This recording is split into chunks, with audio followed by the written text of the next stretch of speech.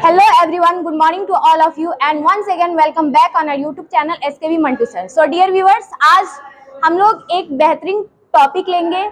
Topic का नाम होगा इलेक्ट्रॉन का खोज यानी अपारमाणविक कण। इससे पहले हम लोगों ने पढ़ लिया है और आज हम लोग पढ़ना है कि इलेक्ट्रॉन की खोज किस तरीके से हुई है। इसे विस्तार रूप से हम लोग समझेंगे, ठीक है। तो जैसे आप लोगों ने ये पढ़ा है कि इलेक्ट्रॉन का जो खोज है ना, वो किसने किया था? जे टॉमसन ने किया था, ठीक है। लेकिन इसको किस प्रकार से किया था और क्या क्या यहाँ पे कंडीशन रही है इलेक्ट्रॉन को खोजने में, ठीक है। तो उसको सबसे पहले समझेंगे। तो एक क्या था ना, जे टॉमसन एक विसर्ग नली लिया। इस नली को हम लोग क्या कहते हैं? विसर्ग नली कहते हैं, विसर्ग नली कहते हैं या विसर्जन नली कहते हैं, ठीक है। विसर्ग नली बोलते हैं या विसर्जन नली बोलते हैं, ठीक है। अब इसको उन्होंने क्या किया? खाली कर दिया, यानी इसमें कोई कण नहीं रखा, यानी किसी भी प्रकार का इसमें कण उपस्थित ना हो, पूरा वैक्यूम हो, यानी उसे निर्वात कर दिया। यानी ये चिन्ह का अर्थ होता है कि ये क्या है? पूरा ये सिलेंडर जो है वो आपका क्या है? निर्वात है। विसर्ग जो नली है वो क्या है? पूरा निर्वात है, यानी खाली है, इसमें किसी प्रकार का गैस नहीं है। अब देखो इन्होंने दो तरीके को क्या जोड़ा? इलेक्ट्रोड जोड़ा। इलेक्ट्रोड समझते हैं आप लोग क्या होता है?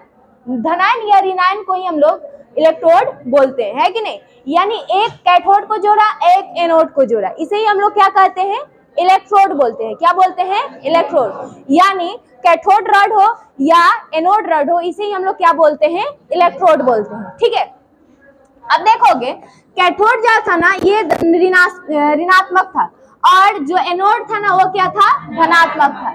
तो इन्होंने दो तरीके के टर्मिनल जोड़े, एक तरफ कैथोड और दूसरे तरफ एनोड, ठीक है। अब देखो इन्होंने इसमें क्या दिया?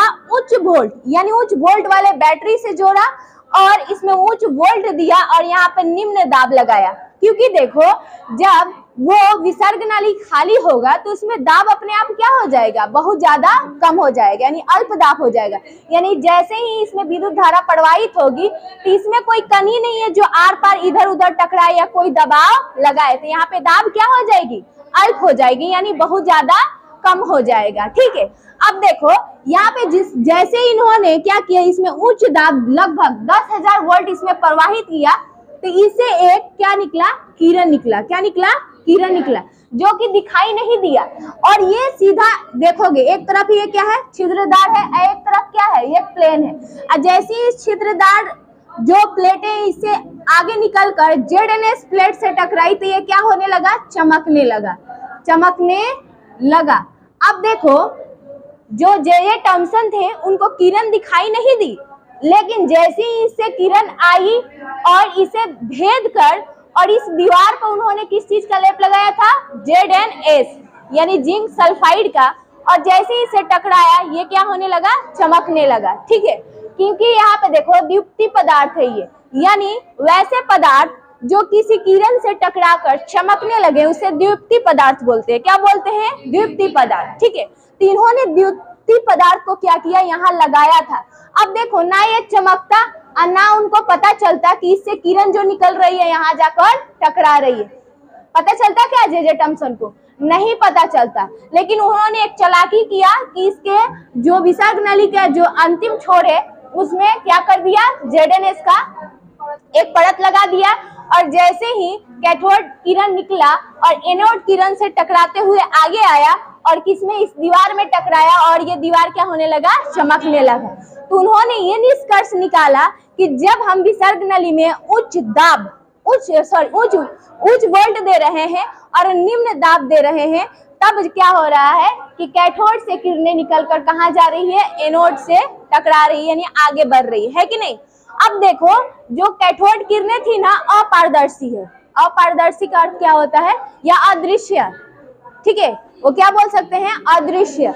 अदृश्य मतलब जो आपको दिखाई नहीं दे, है कि नहीं। और जब जाकर वो चमका तब पता चला कि ये जो कण है ना वो क्या है? अदृश्य कण है कि नहीं। कौन से कण? अदृश्य कण।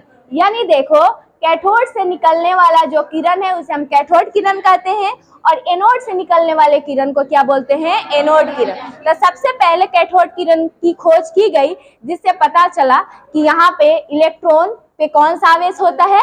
ऋण आवेश होता है। अच्छा एक बात बताओ कि जब हमने वोल्ट दिया तो वोल्ट देने के बाद जो ऋणात्मक था वो किसके तरफ आकर्षित हुआ, धनात्मक की तरफ, हुआ कि नहीं। और जब हम लोग क्या करेंगे, जब प्रोटॉन का खोज करेंगे तो वहां पे किरणें धनात्मक से कहाँ जाएंगी, ऋणात्मक की तरफ, है कि नहीं। यानी इसमें एक कंडीशन है कि जब अलग अलग टर्मिनल होंगी, एक धनायन होगा एक ऋणायन होगा, तो एक दूसरे की तरफ क्या होंगी, आकर्षित होंगी, है कि नहीं, ये चीज। अब देखो इसमें एक बात बताई जाएगी कि जब कंडीशन क्या है कि जब हम क्या कर रहे हैं, उच्च वोल्ट दे रहे हैं और निम्न दाब दे रहे हैं, तो कैथोड से निकलने वाली किरणें एनोड से टकराकर बाहर निकलती है और किससे टकराती है, ZnS से चमकती है और ZnS क्या होने लगता है, चमकने लगता है कि नहीं, ये चीज।